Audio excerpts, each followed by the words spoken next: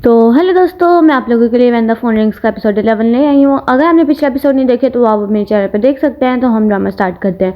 ड्रामे की स्टार्टिंग में हमें वही शादी के पहले वाला दिन दिखाया जाता है कि जब वो घर आते हैं तो वो आके पानी पीने लग जाता है सायुन, और हिंजन वो उसको खड़ी होकर देख रही होती है और वो उसको पानी पूछता भी नहीं है। इसके बाद वो चली जाती है, उसको देखती रहती है। उसके बाद वो चली जाती है अपने रूम में और वहाँ पर भी खड़ी होकर देख ही रही होती है कि सायुन को उसका मैसेज आता है और वो कहने लगता है कि ये रूम अब तुम्हारा है और तुम यहाँ पे ही रहोगी और इसके बाद तुम्हें कोई भी चीज़ करने की ज़रूरत नहीं है मेरे लिए। इसके बाद वो भी दूसरे रूम में दिखाया जाता है। इसके बाद दिखाया जाता है कि वो सुबह जब जा रहा होता है अपनी जॉब पे तो वो देखता है कि हिंजन ने उसके लिए ब्रेकफास्ट बनाया होता है। इसके बाद वो कहने लगता है कि मैंने तुम्हें रात को मैसेज किया था कि मेरे लिए कुछ करने की ज़रूरत नहीं है और तुम यहाँ पर जो तुमने करना है वो करो और मैं रात को लेट आऊँगा तो मेरा इंतज़ार बिल्कुल मत करना। ये कहने के बाद वो वहाँ से चला जाता है और वहाँ पर लिफ्ट पे सोच रहा होता है। यही हमें ना प्रेजेंट वाला सायुन बता रहा होता है। वो कहने लगता है कि काश अगर मैं तुम्हें ये बता देता कि तुम्हारे साथ रहने से मुझे कंफर्टेबल फील होता है तो शायद हमारी ज़िंदगी कुछ और होती।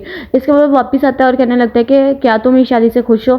अगर खुश हो तो हम लोग कोशिश कर सकते हैं एक दूसरे को जानने की और हम लोग आपस में एक दूसरे को अच्छे से जान भी लेंगे थोड़ी देर तक। इसके बाद वो कहने लगते हैं कि ओके ठीक है।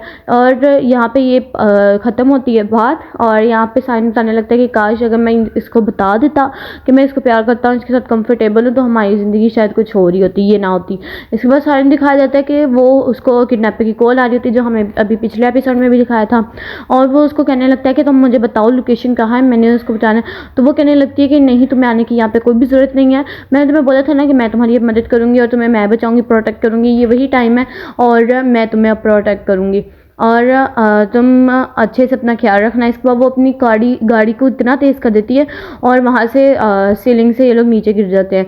और इसके बाद वो वहाँ भागा आता है और वो वहाँ पे बुलाता है कांग को, यानी कि पुलिस वालों को, और वो वहाँ पे आते हैं और सारी पूछताछ वगैरह करते हैं और यहाँ पे देखते हैं कि उनको यहाँ पे एक चीज़ मिली होती है और साइन को कहने लगता है कि आप क्या इसको पहचान सकेंगे। इसके बाद दिखा देते हैं कि वो कुछ और नहीं बल्कि हिजन की सैंडल ही होती है। इसके बाद दिखा देती है कि उसकी मोम योना आई होती है और पीछे इना भी आई होती है और वो कहने लगती है कि यहाँ पे क्या हुआ है, यहाँ पे क्या हुआ है, मेरी बेटी कहाँ है। और यहाँ पे दिखाया जाता है कि हिजन के डैड और सोयन के डैड दोनों आपस में लड़ रहे थे कि तुम्हारी वजह से हुआ है, तुम्हारी वजह से हुआ है, हमारे बच्चों को क्या होगा और तुमने इस तरह की हरकतें की थी, तुमने की थी। इना इनको गुस्से में बोलते कहने लगते कि आप लोग को अब अपने बच्चों की कैसे परवाह होने लगी जब आप लोगों ने पिछली दफ़ा इतना बुरा किया था, क्योंकि इसको तो इनकी सच्चाई के बारे में पता है।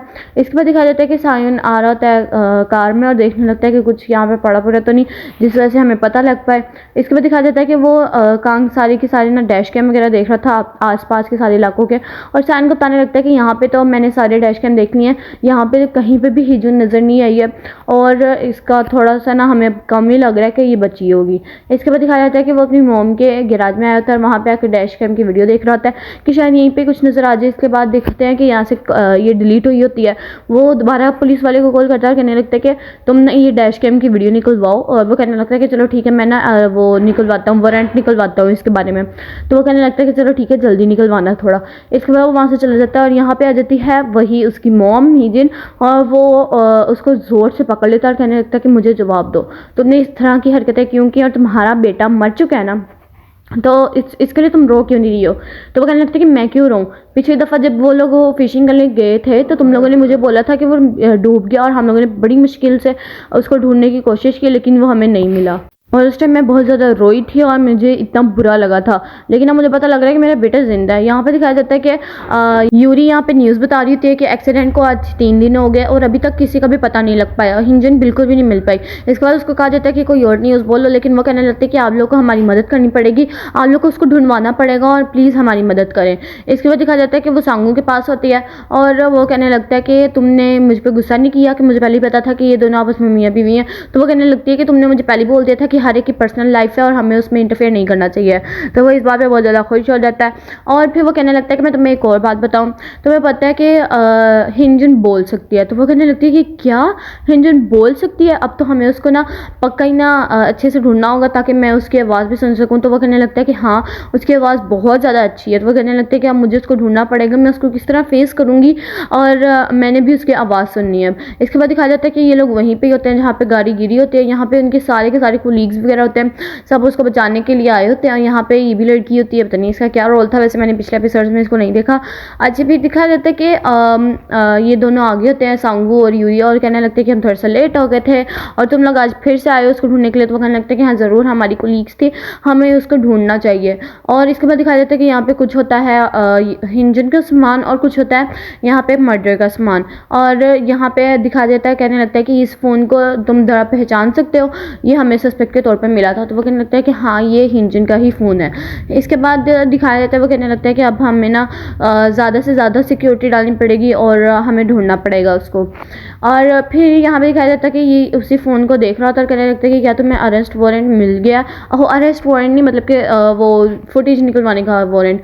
तो वो कहने लगता है कि नहीं, वो रिजेक्ट हो गया था, पता नहीं किस वजह से उन्होंने कर दिया और अब हम लोग उसको नहीं देख पाएंगे। तो वो कहने लगता है कि अब मैं जिस तरह बोलूँगा तुम उस तरह वारंट भेजना और देखना कि ये हो भी जाएगा। ओके, तो वो कहने लगता है कि चलो ठीक है, मैं अब तुम्हारे कहने पे तुम्हारे तौर पे भेजूंगा ये वारंट। इसके बाद दिखाया जाता है कि ये आया होता है यहाँ पे सब लोगों के पास इंटरव्यू वगैरह देने के लिए, सायन का डैड। और वो कहने लगता है कि मुझे नहीं पता था कि हमारा बेटा ये है या नहीं है, हमें तो बताया गया था कि मेरा बेटा मर गया। और इसके बाद हम लोग यहाँ पे फिशिंग के किनारे सायन बैठा हुआ था, तो हम लोगों ने इसी को ही अपना बेटा मान लिया और इसको हम लोगों ने अडॉप्ट कर लिया। इसके बाद दिखाया जाता है कि इन सब में से मीडियम में से एक बंदा उठता है और कहने लगता है कि अच्छा फिर आप चले बताएं कि सायन क्यों फिर हिंजन को मार रहा है और उसका बदला क्यों ले रहा है, आप लोग हमें ये बताएं। और कहने लगता है कि वो कहने लगता है कि नहीं, मेरा बेटा क्यों मारेगा सबको। तो वो कहने लगता है कि नहीं, मेरे पास सब कुछ सबूत है, एविडेंस है। और वो सारे लोगों को सुनाने भी लग जाता है। और ये होता है डोंजिन जो सब कुछ उसको बता रहा होता है कि जब मैं एक दफ़ा जा रहा था ऑफिस के अंदर, तो यहाँ पे काफ़ी लोग उसको लेके आ रहे थे बाहर सायन को। और कहने लगता था कि मैंने सायन के पास जाना है, मुझे उसको मारना है, मुझे उससे बात करनी है। तो मैं उसको देख रहा था और यहाँ पे उसके अंदर बहुत ज़्यादा शिद्दत थी उसको मारने की। वो कहने लगा था कि मैं तो उसको मार के ही सांस लूँगा, उससे पहले नहीं मैंने जाना। तो ये तो इसके लिए बेहतर हो जाता था, क्योंकि इसके भाई ने ये समझता था कि सायन ने ही इसके भाई को मारा है। और वो कहने लगा था कि मैंने फिर इसका आहिस्ता आहिस्ता पीछा किया, क्योंकि हम दोनों का मकसद एक ही था, मैंने ये पहचानना था। और फिर मैंने उसकी पिक्चर ले ली और फिर मैंने उसको मैसेज किया कि तुम हम दोनों का अगर एक ही है गोल, तो हम लोग आपस में मिल जाते हैं। इसके बाद उसने ही डोजिन ने सब कुछ ये सब बयान वगैरह दिया था। और वो कहने लगता है कि ये सब करने की कोई ज़रूरत नहीं है अब, क्योंकि मैं ये सब कुछ पुलिस वालों को पहले ही दे चुका हूँ। और यहाँ पे दिखाया जाता है कि कांगा आ गया होता है, क्योंकि यहाँ पे सिक्योरिटी गार्ड्स वगैरह उसको निकालने की कोशिश कर रहे हैं।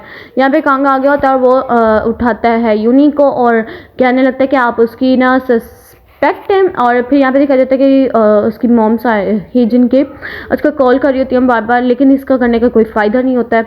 और वो कहने लगता है कि मैंने तुम्हारी शादी बड़े घराने में इसलिए की थी ताकि तुम्हें सब कुछ मिल सके, और मैं तुम्हें हमेशा से प्रोटेक्ट कर रही थी। और ये सब कुछ बाहर खड़ी इना सुन रही होती है, वो अपने डैड के पास आती है और वो कहने लगती है कि आप कुछ कर क्यों नहीं रहे हैं, क्योंकि हिजन घूम गई है कब से और आप कुछ कह भी नहीं रहे हैं किसी को। आप तो बिल्कुल वैसे ही करें जैसे हमारा पहले भाई था, और जब वो मर गया था तब आपने वो क्या कहते हैं, तब भी आपने उसका बदला नहीं लिया। अब हमारी बहन चली गई है तब भी आप उसका बदला नहीं ले रहे हैं। इसके बाद यूरी आती है उसके पास और कहने लगती है कि ये देखो जरा, यूनी को अरेस्ट कर दिया गया किसी के कत्ल की वजह से, कहीं ये हिजन तो नहीं है। तो वो तो बहुत ज़्यादा डर रही होती है।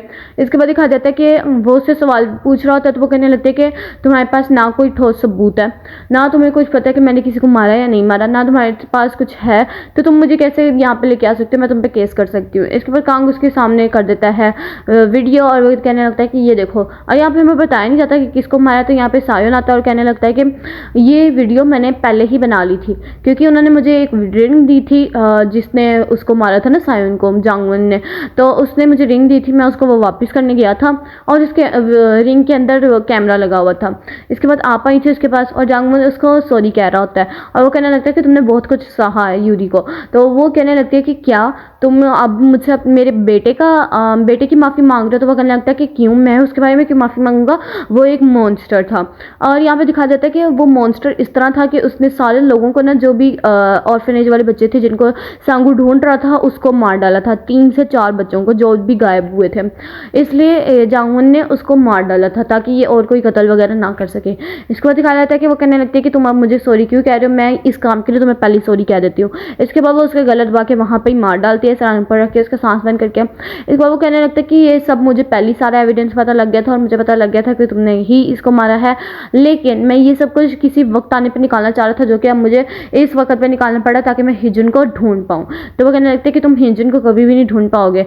तो वो कहने लगता है कि मुझे पक्का यकीन है कि तुम्हारे पास ही है हिजुन, तुम मुझे बता दो वो कहाँ, नहीं तो मैं ये सारे के सारे ना इन्फॉर्मेशन निकलवा दूंगा बाहर, और जिस वजह से तुम्हें बहुत ज़्यादा नुकसान होगा। इसके बाद हमें दिखाया जाता है हिजुन का सीन। जब उनका एक्सीडेंट हुआ होता है तो वहाँ पे आता है डोकी, और वो पहले किडनैपर को अपने पास रखता है, गाड़ी में डालता है। कहने लगता है कि हिजुन का क्या करना है, तो वो कहने लगता है कि हिजुन को भी ले आओ मेरे पास ही। इसके बाद दिखाया जाता है कि वो वहाँ पे कुछ कर नहीं रहा होता, यहाँ पे सीन कट हो जाता है, और यहाँ पे कहने लगता है सायुन उसको कि तुम उसको मार नहीं सकती हो हिजुन को। और यहाँ पे दिखाया जाता है कि यहाँ पे पुलिस वालों को मिल भी गई होती है, क्योंकि उसने एक अपने कमरे में, खुफिया कमरे में रखा होता है, एक जगह पर रखा होता है किडनैपर को, एक जगह पर रखा होता है हिजुन को। अब वो कहने लगता है कि तुमने 3-4 दिनों से कुछ खाया नहीं है, क्या तुम अपने आप को मारना चाह रही हो? तो वो कहने लगता है कि हाँ मुझे पता है कि तुम क्या करना चाह रही हो, तुम मुझे यहाँ पे बांध के रखोगी, चाहे इसमें महीने गुजरे, सालों गुजरे, चाहे 20 साल गुजर जाए, तुम मुझे यहाँ पे ही रखोगी। इसके बाद जब सायन मुझे ढूंढता ढूंढता थक जाएगा, जब वो रुक जाएगा, तब तुम मुझे छोड़ दोगी, और उसके बाद जब मैं जाऊँगी और उसको पता लगेगा कि मैं जिंदा थी तो उसको बहुत ज़्यादा रिग्रेट होगा। तुम उसको यही फीलिंग करवाना चाह रही हो। और सायन भी यही वर्ड सारे के सारे ना यहाँ पे यूनी को बोल रहा होता है कि तुम ये करना चाह रही हो। इसके बाद दिखाया जाता है कि उसके पास पुलिस वाला आता है और कहने लगता है कि हमें हिजुन का पता लग गया, जल्दी चलो यहाँ से। और यहाँ पे दिखाया जाता है कि डोकी देख रहा होता है कि यूनी के अरेस्ट हो गया, तो उसने कहा था कि अगर मुझे कुछ भी हो जाए तो तुमने हिजुन को मार डालना है और तुमने किडनैपर को बचा देना है, मतलब कि मेरे बेटे को छुड़वा देना है। इसके बाद दिखाया जाता है वो रिंग को दुबाता है और उसके अंदर कुछ लगा के रूम ओपन करके इसके बाद वो चला जाता है हिजुन के पास। और यहाँ पे दिखाया जाता है कि यहाँ पे ये फुल जोर से आ रहा होता है सायुन, लेकिन वो उसको उठाता है वहाँ पर, कहने लगता है कि यहाँ से भाग जाओ यहाँ से। इसके बाद वो वहाँ से भाग जाती है और वहाँ से भागने लगती है, तो अचानक से दिखाया जाता है कि ये यहाँ से भाग रही है, तो किडनैपर को उसने बचाना था, भगाना था, लेकिन वो हिजुन को भगा देता है, यानी ये अच्छा था। इसके बाद वो तो उसको और ताले लगा देता है 3 से 4। यहाँ पे दिखाया जाता है कि उसका डैड आ जाता है और कहने लगता है कि इस दरवाजे को खोलो। जब वो यूनी जा रही थी तो वो तुम्हें कुछ इशारा करके गई थी, जिस वजह से मैं तुम्हारे पीछे करता करता यहाँ तक पहुँचाऊँ, उसको निकालो, मैंने उसको अभी मारना है, यहाँ पे राइफल मारनी है। इसके बाद बंदूक की आवाज़ दिखाई जाती है, गोली की आवाज़, जिस वजह से वो गिर के बेहोश हो जाती है। और यहाँ पे सायन स्टिल उसको ढूंढ रहा होता है, और यहाँ पे दिखाया जाता है कि डोकी नीचे पड़ा होता है और दोनों बाप बेटे आपस में लड़ रहे होते हैं, और वो कहने लगते हैं कि डैड आपके मेरे साथ इस तरह की करेंगे हरकतें। तो यूनी उसको बात आ जाती है याद यूनी की, लेकिन वो राइफल इसी मौके पर पकड़ के उसको शूट कर देता है शायद, लेकिन हमें दिखाया नहीं जाता, लेकिन शूटिंग की आवाज़ आई होती है। इसके बाद दिखाया जाता है कि किडनैपर उसके बिल्कुल पास पहुँच गया होता है, वो सीटी वगैरह बजा रहा होता है, और यहाँ पे दिखाया जाता है कि यहाँ पे सायुन पहुंच गया होता है, और यहाँ पे ये उसके पास भागी भागी जा रही होती है, और किडनैपर भी उसको देख लेता है, वो भी उसको गले ही लगाता ही है। तो पीछे से पुलिस वाली भी आ जाते हैं और वो कहने लगता है कि क्या तुम ठीक हो? तो वो कहने लगती है कि हाँ मैं भी ठीक हूँ। तो पीछे से पुलिस वाले आ जाते हैं और वो खुश हो रहता है कि ये बच गई है। तो वो कहने लगता है कि अब सब कुछ खत्म हो गया, अब हम लोग चलते हैं। तो वो कहने लगती है कि नहीं, अभी कुछ भी खत्म नहीं हुआ है और किडनैपर अभी मेरे पीछे ही है और वो आ रहा है यहाँ पे। तो पुलिस वाला कहने लगता है कि तुम दोनों जाओ यहाँ से, हम लोग ढूंढ लेंगे उसको। इसके बाद वो कहने लगता है कि हम लोग अभी यहाँ से दूर चले जाएंगे, लेकिन सामने ही किडनैपर आ जाता है और वो उसको कहने लगता है कि ओहो ब्रदर कहाँ जा रहे हो मेरी सिस को लेके। इसके बाद वो कहने लगता है कि चलो आओ बाहर गेम खेलते हैं। तो वो वहाँ से जाने लगता है, तो हिजुन उसको रोक लेते हैं, लेकिन कहने लगता है कि इस दरिंदे को मुझे मारना ही पड़ेगा। इसके बाद वो बाहर चला जाता है और यहाँ पे ये लोग बात वगैरह कर रहे हैं, लेकिन यहाँ पे हमें दिखाया नहीं जाता कि यहाँ पे होता क्या है। और ये लोग कहने लगते हैं कि अब देखते हैं हम लोगों में से कौन जीता है कौन नहीं जीता।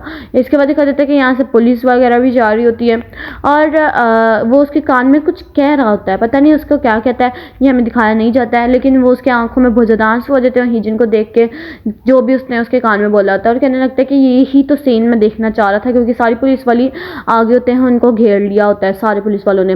और यहाँ पे अचानक से फिर बंदूक की आवाज़ आती है और यहाँ पे ही सीन कट हो जाता है।